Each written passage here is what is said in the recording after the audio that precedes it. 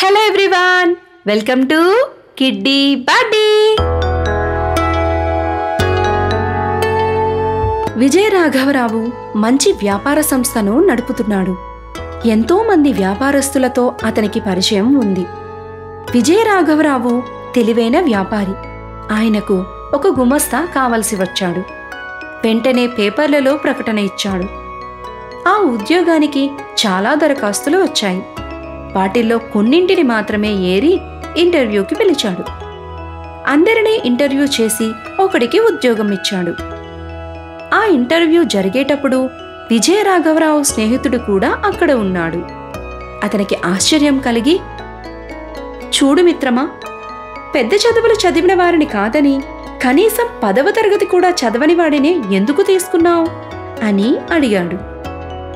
ఇతను 10వ తరగతి కూడా పాస్ కాలేదు కాబట్టే అతనిని ఎంపిక చేశాను. ఇతర ఉద్యోగాల కోసం ప్రయత్నం చెయ్యడు. మనం మంచిగా చూస్తే ఇక్కడే ఉంటాడు. అంతేకాదు, అతనిలో ఇంకా కొన్ని మంచి లక్షణాలున్నాయి. ఒకటి, గదిలోకి వస్తూ శబ్దం కాకుండా తలుపుని నిదానంగా వేశాడు. అంటే జాగ్రత్త గలవాడని తెలిసిపోయింది. రెండవది, క్రింద పడేసి ఉన్న పుస్తకాన్ని తీసి బల్ల మీద పెట్టాడు. ఇక మూడవది, తలదువ్వుకొని చక్కగా ఉన్నాడు. బట్టలు పాతవే అయినా శుభ్రంగా ఉన్నాయి.